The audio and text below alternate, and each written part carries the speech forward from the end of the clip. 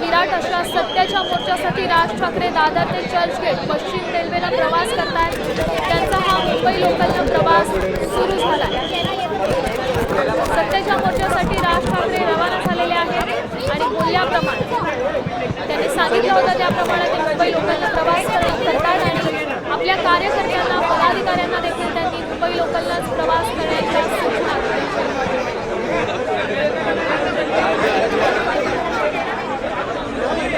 इतकंच नाही तर सत्ताधारी पक्षातील नेत्यांना देखील या मोर्चात सहभागी होण्याचं आवाहन राज ठाकरेंनी केलंय। त्यासोबत महाविकास आघाडी दिली तर काही घटक पक्षातील नेत्यांनी देखील हेच आवाहन केलेलं आहे। त्यामुळे आंदोलनस्थळी सत्ताधारी पक्षातील कोणी येतंय का ते पाहणं महत्त्वाचं ठरेल।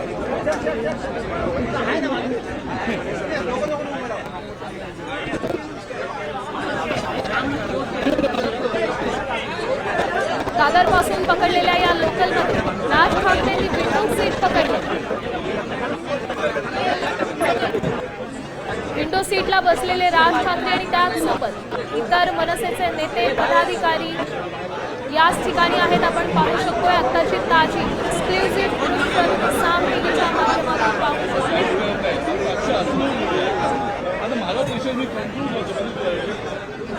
त्यामुळे या मतचोरी विरोधात आंदोलनस्थळी जाऊन राज ठाकरे काय बोलतात, उद्धव ठाकरे काय बोलतात, इतर पक्षांचं नेतृत्व काय सांगतं याकडे आपल्या राज्याचं लक्ष लागेल।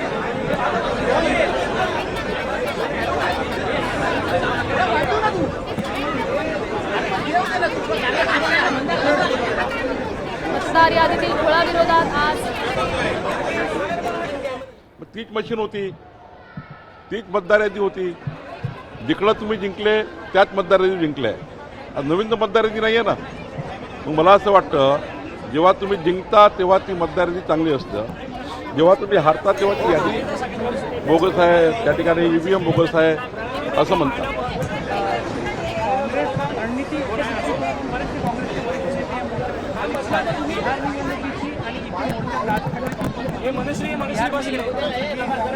महाविकास आघाडीचे अंतर्गत धुसफूस खूप आहे। महाविकास आघाडीच्या प्रत्येक पक्षाच्या नेत्यामध्ये मतभेद आहे। काँग्रेसमध्ये 4 तोंड 4 कडे आहे, काँग्रेसमध्ये एकवाक्यता नाही आहे। आणि त्यामुळे काँग्रेसच्या 4 नेत्याला जर विचारलं, काही लोक म्हणतात मोठे अयोग्य आहे, काही लोक आता पक्षाची बाजू मांडण्याकडे जात आहे। पण त्यांनाही माहिती आहे ह्या मोर्चात काही दम नाही आहे, या मोर्चाने काही होणार नाही, केवळ खोटारडेपणा होईल आणि उद्या निवडणुकीमध्ये महायुती 51% वर मतं घेऊन जिंकेल आणि आपला खोटारडेपणा होईल हे त्यांना वाटतं आहे।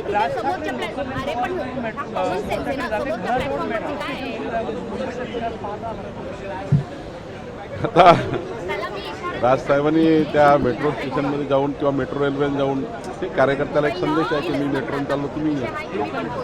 हा लोक ठीक आहे,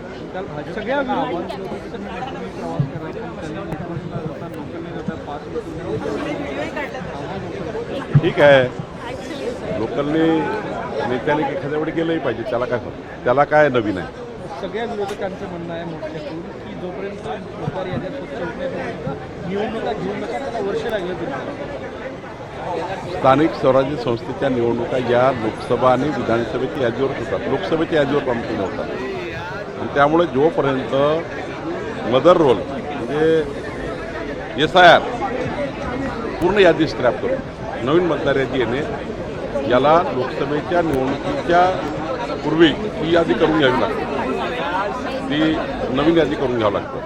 ती यादी मग संपूर्ण निवडणुकीला ॲप्लिकेबल असतं। लोकसभेच्या निवडणुकीला वापरलेली यादी ही विधानसभेला वापरतात आणि विधानसभेला वापरलेली यादी ही स्थानिक स्वराज्य संस्थेला वापरतात। त्यामुळं हे जे चालू आहे हा त्या ठिकाणी समजावून निर्माण करणं सुरू आहे।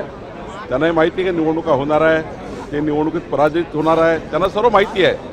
त्यामुळं ते निवडणुकीचा पराभव लपवण्याकरता करतायत। तुम्ही म्हणाले काँग्रेसचे 4 दिवशी आजी प्रदेशाध्यक्ष माजी प्रदेशाध्यक्ष दोन्ही आज ॲब्सेंट। मी तुम्हाला तेच सांगतो, पुन्हा एकवाक्यता नाही आहे।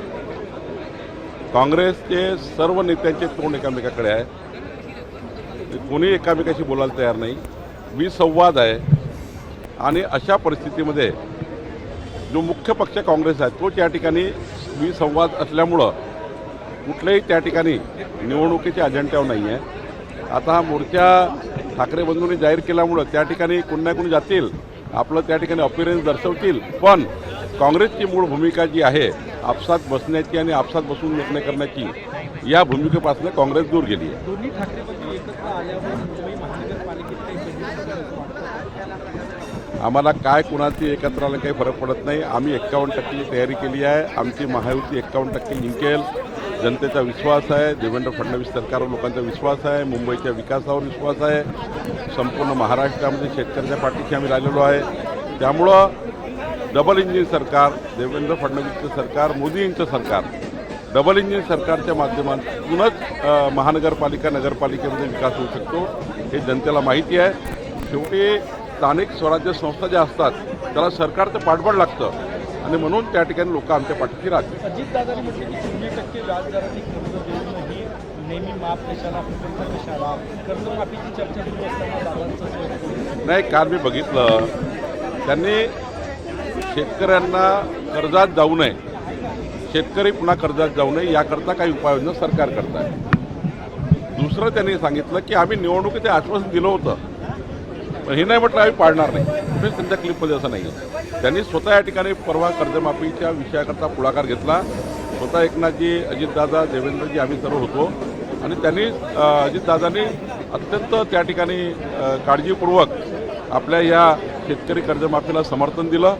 त्यांनी सांगितलं हे केलं पाहिजे, पण करताना मात्र आपण निकष ठरवले पाहिजे, निकषावर कर्जमाफी केली पाहिजे.